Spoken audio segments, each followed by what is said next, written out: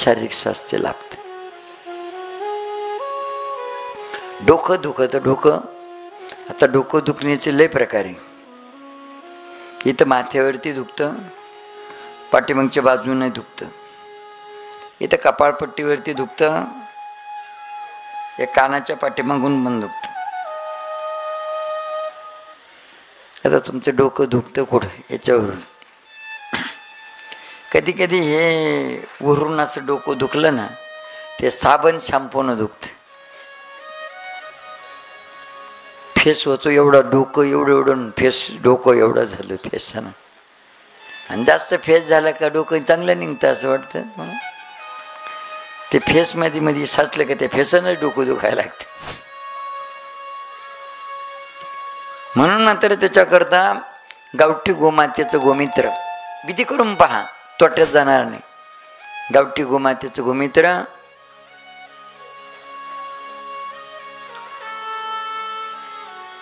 आणि गावठी गोमातेचं शेण गरगुट करून घ्यायचं, हे एकत्र करायचं आणि गाळून घ्यायचं आणि त्याने डोकं धुवायचं. स्वच्छ डोकं निघा. एखाद्याचा कोंडा मिंडा झाला असेल, केस गळत असेल, तर त्याच्यासाठी आपल्याला खोबरेचं तेल आणि भीमसेनी कापूर ही विधी करून देतो आपण. ते खोबऱ्याचं तेल कापूर एकत्र करायचं आणि ते डोक्याला लावीत जायचं. दररोज तेल लावतो ना तसं डोक्याला लावायचं तेल. तर एखाद्या वेळेस मात्र जर समजा डोकं विचारताना मध्येच केस तुटून जाते, लांबे लांबे होत आले का मध्येच तुटून जाते. आणि काही काहीचं वय नाही तरी म्हातारे झाल्यासारखे केस दिसते ढवळे. मग त्याला काळं करायचं औषध मिळत, केस काळं करायचं. पण ते प्रत्येक वेळेस काळं करावं लागते. ती केस प्रत्येक वेळेस काळे करावं लागते. काळे करून करून करून करून ढवळेच होते. पण जर सध्या मुळापासून काळे केले तर मग ते ढवळे होणार नाही. मग यदा कदाचित मात्र त्याच्यासाठी सुद्धा रिठा, आवळा आणि शिकाकाई. पूर्वीच्या माता भगिनी वयोवृद्ध तर शिकाकाईच वापरायचे डोकं धुवायला. आता तर म्हणजे बाई ग हे काय खिचडी. ते शिकाकाईचं ते सगळं डोक्यामध्ये बसून डोक्यामध्ये घुसून गेलो. ते फणीनाच काढता काढता सगळा कार्यक्रम वेगळा. पण पूर्वीच्या माता भगिनी शिकाकाईनं डोकं धुत होते. आता सुशिक्षित निघाले, आता शिकाकाई कोण पाहतो नेमकं. पण इथं मात्र शिकाकाई, रिठा आणि आवळा याच्यामध्ये वेगळ्या पद्धतीची शक्ती. हा पण प्रसाद विधी करून देतो. यामध्ये रिठा, शिकाकाई, आवळा हे तिन्ही बरोबर जर असलं, एक एक वाटी अलग अलग शिजून घ्यायचं. त्याच्यातल्या बिया काढून घ्यायच्या शिजवायच्या अगोदर, म्हणजे त्या बिया कुठंतरी लावून द्यायच्या. म्हणजे पुन्हा रिठा, शिकाकाई, आवळा उगला तर आपल्याला कुठं जायची गरज नाही. ही बाजूला तिन्ही बी 3 वाट्या अलग अलग शिजून, निंबाचा पाला, निंबाच्या झाडाला पाणी टाकून दर्शन करून निंबाचा पाला 3 वाट्या बरोबरीनं. हे सगळं मात्र निंबाचा पाला कच्चाच पेस्ट बनवून घ्यायची त्याची, आणि ह्या 3 वाट्या शिजून घ्यायच्या. मग एकत्र करून कपड्यामध्ये काढून घ्यायचं, काचाच्या बाटलीत भरून ठेवायचं.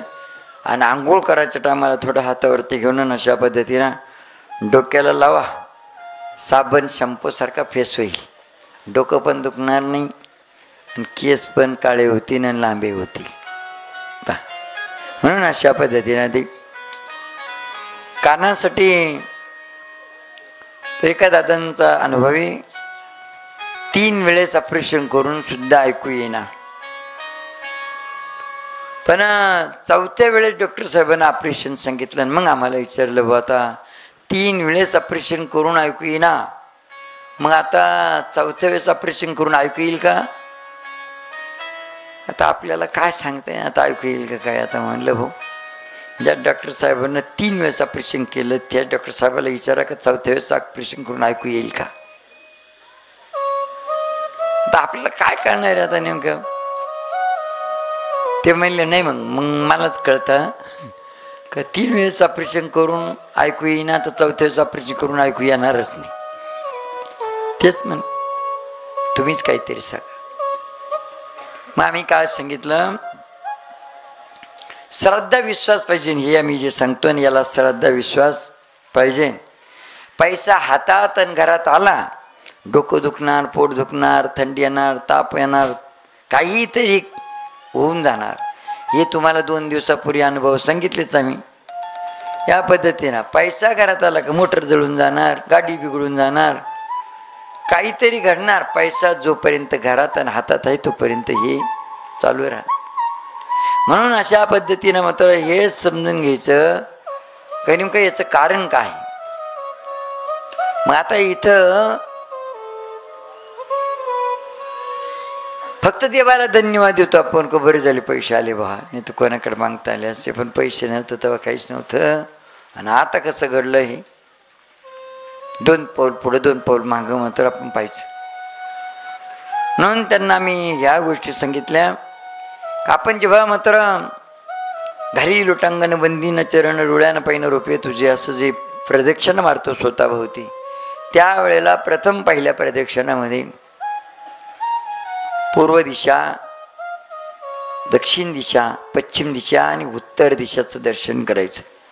दुसऱ्या प्रदक्षिणामध्ये ईशान्य, आग्नेय, निवृत्ती आणि वायव्य या दिशेचं दर्शन करायचं.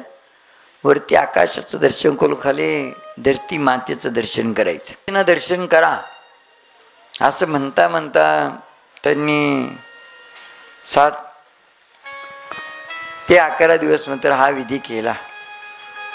3 वेळेस ऑपरेशन करून ऐकू येत नव्हतं. 4थ्या वेळेस ऑपरेशन सांगितलं, पण 4थ्या वेळेस ऑपरेशन नाही केलं. ते म्हणजे मला वाटलं बा 3 वेळेस ऑपरेशन करून ऐकू आलं नाही, आता 4थ्या वेळेस सुद्धा ऑपरेशन करून ऐकू येणार नाही. पण तुम्ही विधी सांगा. आम्ही असाच विधी सांगितला का बा सकाळी आणि सायंकाळी 10 दिशेचं दर्शन करत जा. 10 दिशेचं दर्शन करत जा, तुम्हाला ऐकाय. आता याचा अर्थ तुम्ही म्हणाल काय झाला याचा अर्थ. 10 दिशांमधली देवता आपल्या कानामध्ये आहे. तुम्ही आंघोळ करताना सुद्धा मात्र कानामध्ये पाणी घाला. 10 दिशांना आंघोळ घातल्याचं पुण्य तुम्हाला मिळेल. काय काय म्हणते नाही कानात पाणी नका घालू, काय कान फुटवतो. आता कानात पाणी घातलं कधी कान फुटवतो काय? असं कधीच नाही. पण कानात पाणी अवश्य टाका, पण नख काढा, नाही तर कानात पाणी घाला. मग घ्या नकलं आणि सांगा बाबाला का बा कानात पाणी घातलं म्हणूनच कान फुटला. काय काय म्हणतात ते कानात काहीतरी ओळवळ करतं, काहीतरी मळ झालं म्हणून ते काड्या काढीत बसतात. कानामध्ये काड्या घातल्या होती, टोचले होते, फुटणच ना. त्याच्यापेक्षा मात्र आता नवीन काहीतरी निघालं पाहते. आता कापूस गुंडाळलेले राहत होते कानातलं मळ काढायला, बंडलची बंडल मिळवतो एवढा.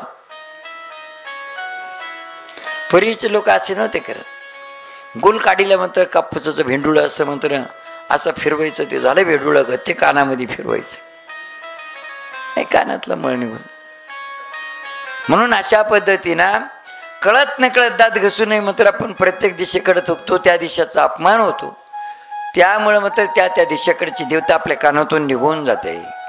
कधी कधी आपण पाहतो काही दिशेकडून आपल्याला ऐकू येत नाही, डायरेक्ट आपल्याला ऐकू येणं बंद होत नाही. तुम्ही फोनचं पाहिलं ना, तुम्ही फोनचं रेंज नसली, फोनला रेंज नसली काय करतो,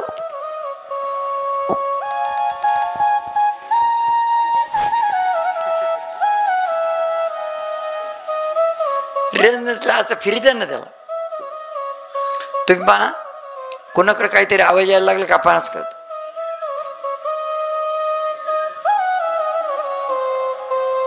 कधी कधी वरी मन चाललं की त्याला खाली आवाज येतो, खाली ठोकटाक करत असलं की त्याला तिकडं आवाज येतो कुठंतरी. इकडून गाडी, आमचं एक दिवस झालं गाडीत तिकडून वाजायची नाही, म्हणलं इकडून काय वाजत काय, एक जण म्हणलंय महाराज इकडून गाडी आली. आम्ही म्हणलो इकडूनच आवाज येऊ राहिले काय. समज कधी कधी तिकडच्या दिशेची देवता आपल्या कानात नाहीच असं म्हणायचं, ज्या दिशेकडून ऐकू येत नाही. तुम्ही चांगला प्रयोग करून पहा, एखाद्याला ठोक ठोक वाजायला हवं, कमी कमी इकडची देवता कानात आहे का नाही.